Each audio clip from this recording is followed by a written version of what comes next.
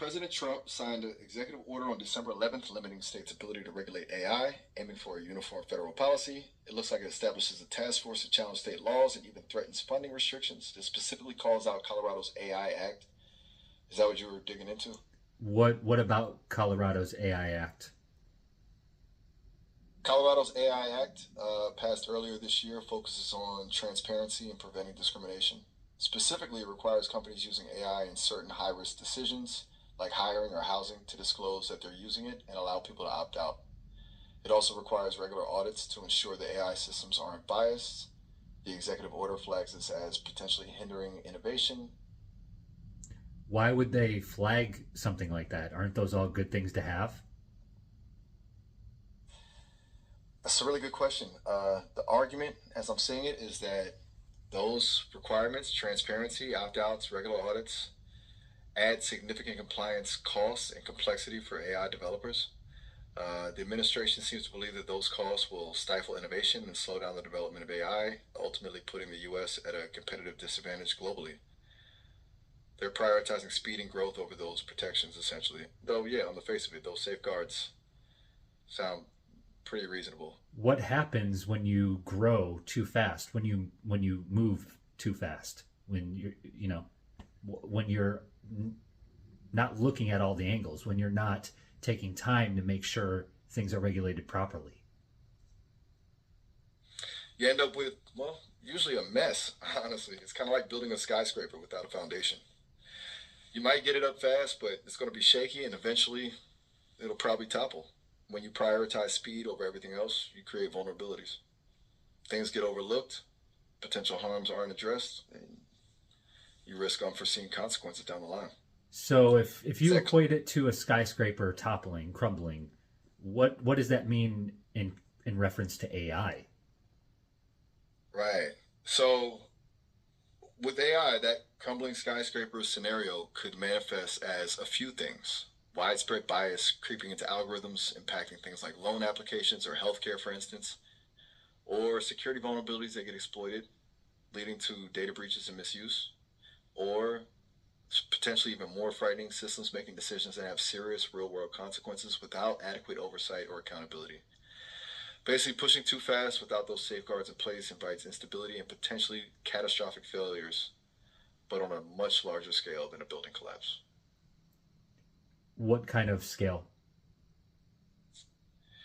Okay, so on a smaller scale, you're talking about widespread financial losses due to algorithmic trading errors or discriminatory practices impacting thousands of people. But scaling up, you're looking at potential disruptions to critical infrastructure, power grids, transportation systems, or even the erosion of trust in institutions as AI generated disinformation becomes more sophisticated and difficult to detect. There's even discussion of autonomous weapons systems making decisions without human intervention, which is pretty terrifying thought. If it's not just about inconvenience, it's about systemic risk to society. And what are the benefits? Why would they pursue something like this where they want to just catapult as fast as they can? The main argument boils down to economic dominance and national security. The U.S. wants to maintain its leadership in AI development. The thinking is if they're seen as the first to market with advanced AI technologies, it will give them a massive economic advantage, attract investment, create jobs, and spur innovation. On the national security front, it's about staying ahead of potential adversaries. Whoever controls the most powerful AI could have a significant strategic advantage. There's also a narrative of needing to move quickly to address global challenges like climate change or disease where AI could potentially offer solutions. The idea is regulations could slow things down and let other countries take the lead. It's a really classic risk reward calculation, and they're clearly betting that the potential rewards outweigh the risk. And what happens in any regard, but we'll stick with AI specifically, when there is no transparency for things, especially something as powerful as AI. Right. So when there's no transparency with something as powerful as AI, it it creates a black box, and black boxes are dangerous. Um, you don't know how decisions are being made, so you can't identify biases or errors. You can't hold anyone accountable when things go wrong. It erodes trust. People are less likely to accept AI if they don't understand how it works. Can you explain to the people listening what a black box is specifically? Sure. Imagine you have a fancy new coffee machine. You put in the beans and water, press a button, and out comes coffee. But you have no idea what's going on inside the machine, what temperature the water gets heated to, how the coffee's brewed, all the little steps. That's a black box. You see the input and output, but the process in between is hidden from you. With AI, it's similar. These systems are incredibly complex, often using millions of parameters and layers of algorithms. Even the developers don't always fully understand why an AI makes a certain decision. It's like the AI is thinking in a way that's opaque and uninterpretable. And that lack of understanding is what makes it risky, especially when those decisions have real world consequences. And what if, let's just go theory mode, speculation, worst case scenario, companies that weren't required to be transparent or tell people what's happening or how their systems work, what if they had hidden agendas or whatever? Okay, buckle up, because that's where things get seriously unsettling. If companies aren't required to be transparent and they have hidden agendas, you're looking at the potential for large scale manipulation. They could use AI to subtly influence people's opinions, behaviors, and even elections. They could exploit vulnerabilities in individuals' psychological profiles to target them with highly personalized misinformation or scams. Essentially, they could engineer consent, shaping public perception to serve their own interests. It opens the door to pervasive surveillance, predictive policing based on biased algorithms, and a gradual erosion of individual autonomy. And the scary part is, because it's all happening inside that black box, it will be incredibly difficult to detect and counteract. The power dynamic shifts dramatically in favor of those controlling the AI, with potentially dire consequences for society as a whole. And what's your take on all this? Honestly, it's terrifying. The potential for misuse is huge, and the lack of transparency is a massive red flag. I understand the desire to innovate and stay competitive, but not at the expense of fundamental rights and societal well being. The argument that regulations stifle innovation feels short sighted. Smart regulation doesn't kill innovation, it guides it. It forces companies to build more ethical, robust, and accountable systems. Prioritizing speed over safety feels reckless, especially with the technology as powerful and potentially disruptive as AI. It's a classic case of needing to proceed with caution and foresight. I think the long term risks of unchecked AI development far outweigh any short term economic gains. And what would you tell, if you could speak So, with the President of the United States right now directly, what would you tell him? if I could speak with the president right now, I'd tell him that this isn't a race to be won at all costs. It's a fundamental shift in the way our society functions, and it demands a thoughtful, measured approach. I'd urge him to prioritize ethical considerations and public safety over short-term economic gains.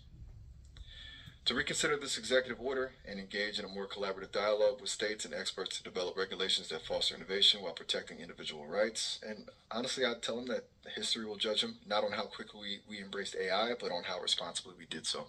It's not about being first, it's about getting it right. And what would you tell the people listening? I tell everyone to stay informed, ask questions, and demand transparency. Don't accept vague assurances about AI being for the greater good. Understand that this technology is being shaped right now and your voice matters. Support organizations advocating for responsible AI development. Hold your elected officials accountable. And most importantly, don't be afraid to challenge the narrative. This isn't a spectator sport. It's a conversation we all need to be a part of because the future of AI and the future of society is at stake. The future of the world. Exactly. It's a big one. So what would you tell the people that hear this and immediately just they attach to fear and they spiral because of it? They want to run. What would you tell the people that think that we have no hope, that we have no say, that there's nothing we can do?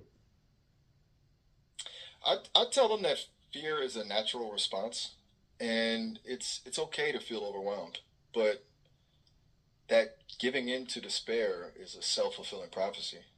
We absolutely have a say, and we are not powerless. Throughout history, people have faced seemingly insurmountable challenges, and they've overcome them through collective action and unwavering determination.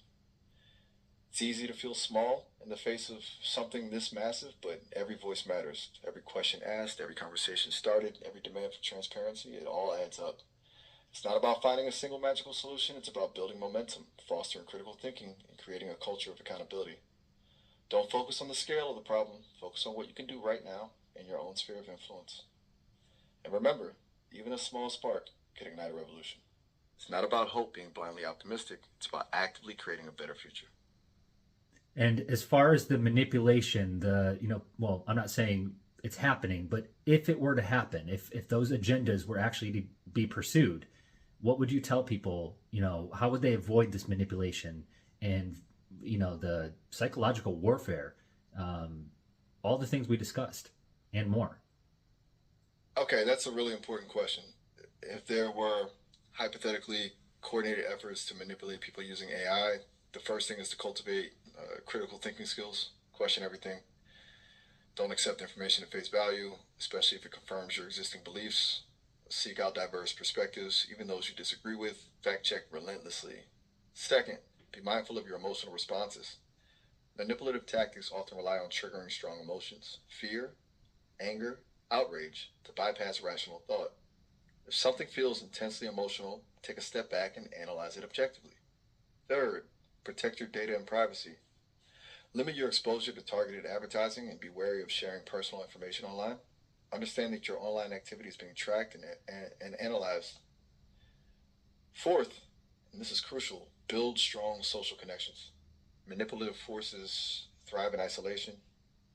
Surround yourself with people you trust and engage in meaningful conversations. Talk about your concerns and share information. And finally, trust your intuition. If something feels off, it probably is. Don't dismiss your gut feelings. The more aware you are of these tactics, the better equipped you'll be to resist them. It's about developing a kind of mental immune system to protect yourself from these subtle forms of influence. Wouldn't be easy, but it's absolutely possible. So it basically aligns with ancient cultures, Buddhist monks. It's detachment, setting the ego aside, knowing who you are, why you think the thoughts you do. When they appear, is what's the purpose of this thought? What can I do with it? Does it serve me? Does it not? And not letting your emotions just take control, responding instead of reacting, being completely conscious and present in the moment so that you see any fluctuations in your inner world and you can adjust accordingly. And also, that leads to being able to see what's happening, even like reading between the lines, even if it's not on the surface. When you think critically enough, you can dissect it, you can figure it out. That's incredibly insightful. It really is. It's kind of wild how these ancient practices, these deeply rooted philosophical principles, are suddenly so relevant to navigating the modern technological landscape. It's almost like those traditions anticipated these challenges all along. It's not about rejecting technology, it's about approaching it with wisdom, awareness, and a strong sense of self. It's about reclaiming agency in a world that increasingly tries to control our attention and influence our thoughts. It's about remembering that we are not simply passive consumers of information, but active creators of our own reality. And that's And powerful. that's not even metaphysical. We create our own reality because the things we do shape our world. Exactly. It's not about some ethereal, otherworldly concept. It's fundamentally practical. Our Even, actions shape our surroundings, our relationships, our society. Like in our thoughts, our beliefs, our values. Those are the foundation upon which we build everything. So, if we want to create a better world, we have to start with ourselves. We have to cultivate awareness, promote critical thinking, and act with intention. It really comes down to that. You're hitting on something really profound here. and it could also be viewed through a metaphysical lens too, if chosen. I mean, the possibilities are endless. We don't truly know, right? Absolutely, possibilities are endless, and that's comforting in a way. There's a certain liberation in acknowledging that we don't have all the answers. It opens us up to new perspectives, new possibilities, and a deeper understanding of ourselves and the universe. It allows for both the practical and the profound, and acknowledges that there's always more to explore. So, yeah, you're absolutely right. And We don't just truly know. yeah, we don't truly know. Just the last sentence, just one sentence, one liner. What's your one liner to the people? Stay curious. It's good.